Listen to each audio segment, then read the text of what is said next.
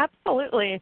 So this is one of my favorite branding tactics to talk about, the concept of recommendations, because what I've seen in the 15 years that I've been in kind of the staffing world and helping job seekers is that they just don't pay enough attention to building what we refer to as just kind of a candidate marketing portfolio. And recommendations, a solid list of, I'd say, at least 3 to 5 recommendations that paint you in a really positive light is one of the top things that you can do to really set yourself apart, distinguish yourself. And it's also great for just confidence building as well when you're going through that job search process. So kind of where to start with this is understanding the difference between references and recommendations. So when I first started in the job search world or the staffing world 15 years ago, and I was a recruiter for 6 years, almost every candidate I worked with would send me a Word document or a list of references as part of their resume or part of their cover letter.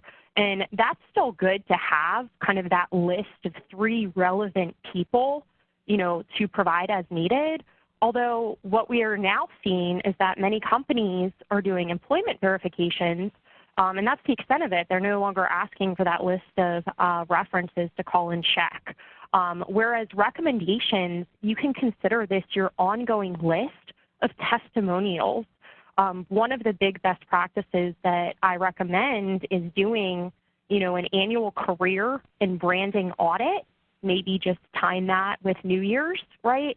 In January, you can ask yourself, who did I support last year? Who did I help?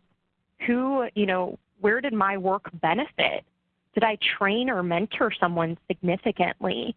So ask yourself some open-ended questions and identify, here's 2 or 3 people that, I helped last year and could provide a recommendation and then reach out to them. But again, I can't stress the importance of capturing recommendations. Primarily, that's going to be something that you can collect on your LinkedIn profile, but it's also something that you can keep letters of recommendation just on a desktop. You can feature those through your own portfolio, stuff like that. But again, LinkedIn is such a great channel for collecting recommendations, again, those glowing testimonials of your work. So let's talk about who are the 10 types of people that would be a good source for recommendations. So obviously you've got your direct managers, and this is something, ask sooner rather than later. After you've been reporting to someone for, let's say a year as an example, feel free to ask them for a recommendation, of your work. As you're growing internally at a company, so you get a promotion or you move to a different team, ask your manager of the team you just came from for a recommendation.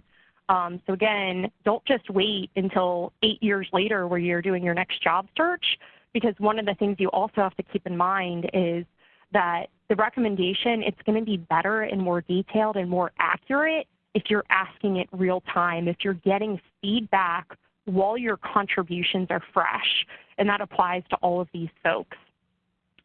Peers are a great source of recommendations because they're likely, peers and team leads are the ones that are working with you more closely.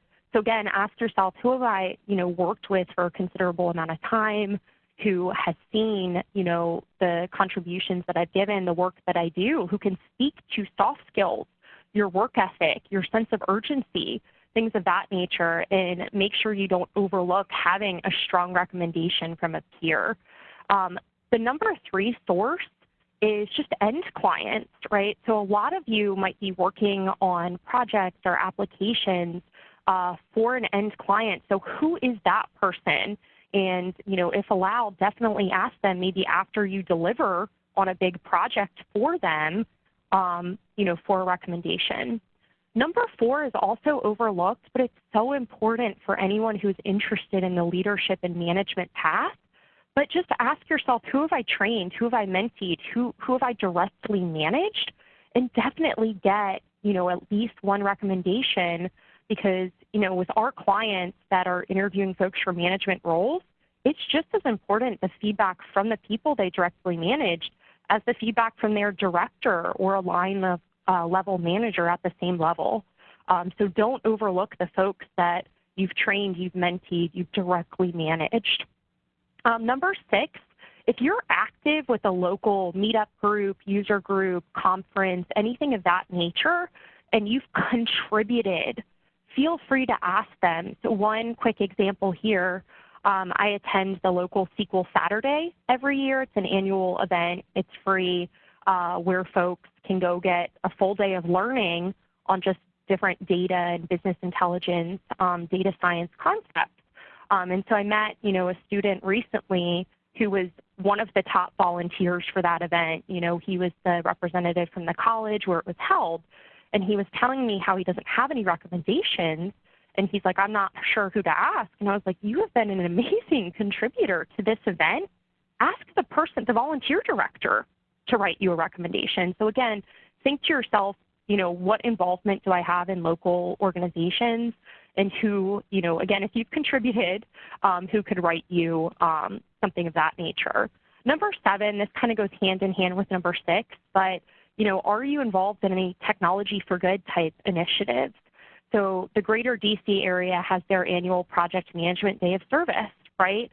So if you've participated in that, if you had a leadership role on the committee, that's something to definitely get a recommendation for. If you're in a highly technical role and you've contributed through, hackathons is the common term, definitely get folks from there. Locally, I'm actually the organizer for the Tech for Good meetup, and there's 130 Tech for Good meetups across the world. So if you've contributed through that meetup, I've written at least 3 or 4 recommendations for folks that have, donated their time to help local nonprofits with their technology, strategy, consultations, et cetera. 8, if you're part of a graduate program, if you just got a certification, if you're newer to the field, if you're part of a local coding school, ask, the professor or someone that ran the school, anyone that could attest to your work as well.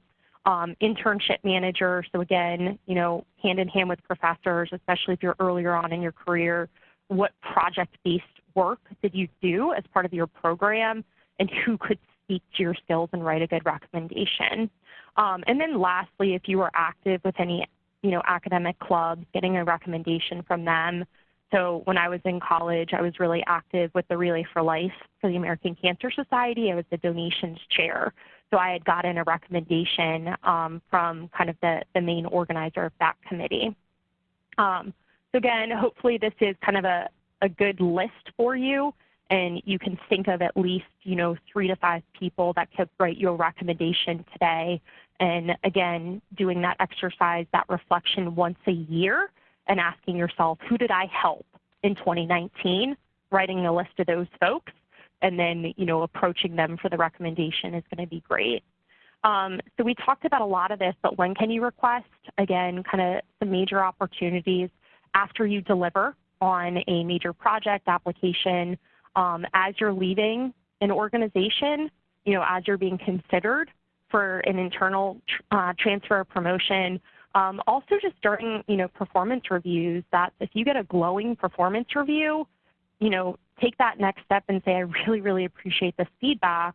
I would love to get a recommendation from you if you would be willing. So again, those are just a couple opportunities for when you can request. This is one of my favorite things to talk about, is just when you can share. This is one of the steps I see missing with a lot of job seekers is you might have some glowing recommendations and testimonials of your work, but you're not sharing those with the appropriate people. So one of the articles I recently co-wrote for the MS SQL Tips community, and I included this in the link to that in the chat box, is just when you can share your recommendations. So LinkedIn, again, is going to be kind of that major platform where you're collecting recommendations. Remember that you can go to your profile and you can download just your recommendations as a PDF. This is an amazing thing for you to do before a job search, and just have those handy. And what you can do is you can share them at 4 different times.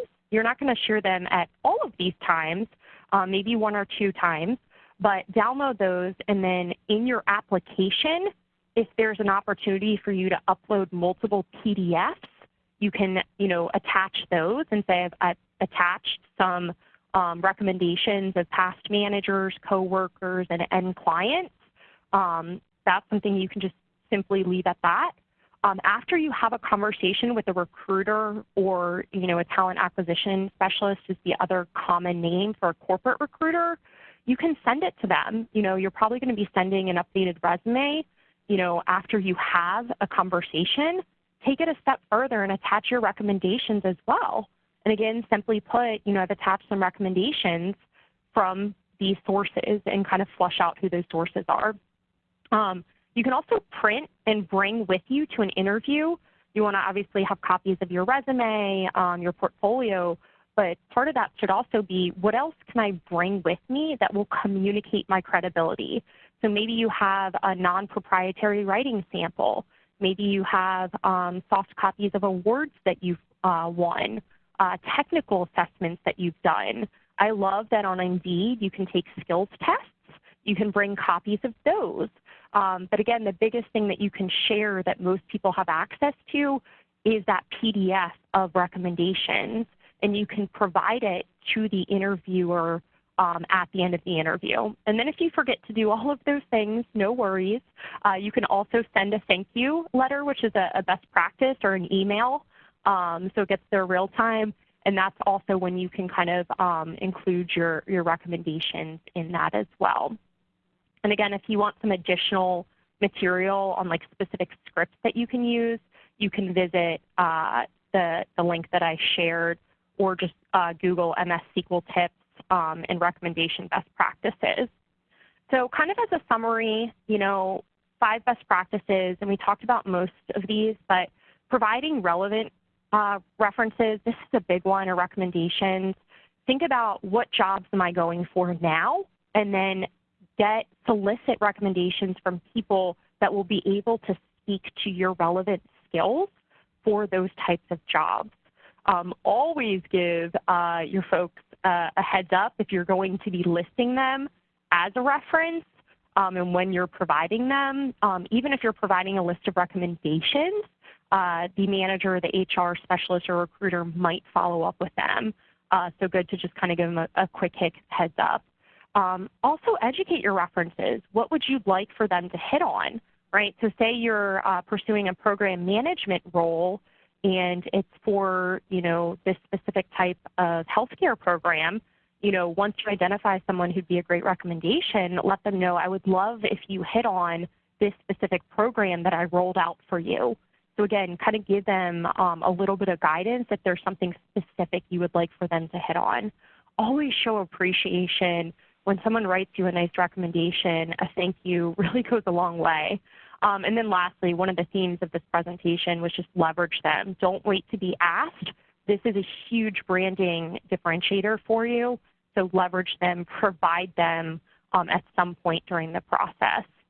So hopefully now you've identified 3 people in your head, and make your ask. Again, number 2, just annual reflection. Who could write me a quality recommendation? Do this, once a year. Show a genuine thank you, and then make sure you're providing. So that's all I had, Wendy. If anyone has questions, you can throw those into the Q&A or the chat box. Yes, great. Thanks so much. And feel free to write in any questions you may have in the chat or the Q&A, and we'll definitely get to those.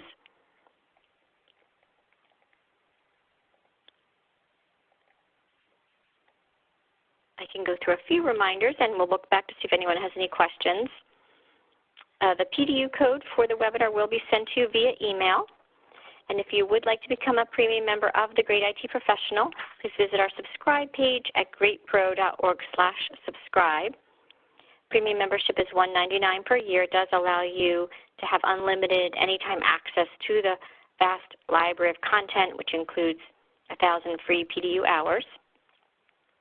And if anybody would like to try out our mobile app for free, you could do so by going to greatpro.org/mobile.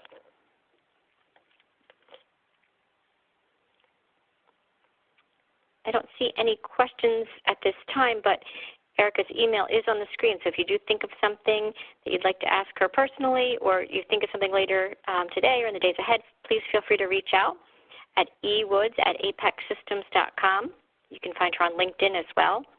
If you have any questions about the Great IT Professional, I can be reached at wendy.nolan@cai.io. So that does conclude our webinar for today. On behalf of Erica and CAI's Great IT Professional, we'd like to thank you for joining us. We certainly hope to see you again at future events. And again, please feel free to reach out and to Erica with any questions, and she's provided some great links in the chat for you as well. Erica, thanks so much for joining us today, and we'll look forward to seeing you tomorrow. Sounds good. Thank you, Wendy. Thanks, everyone.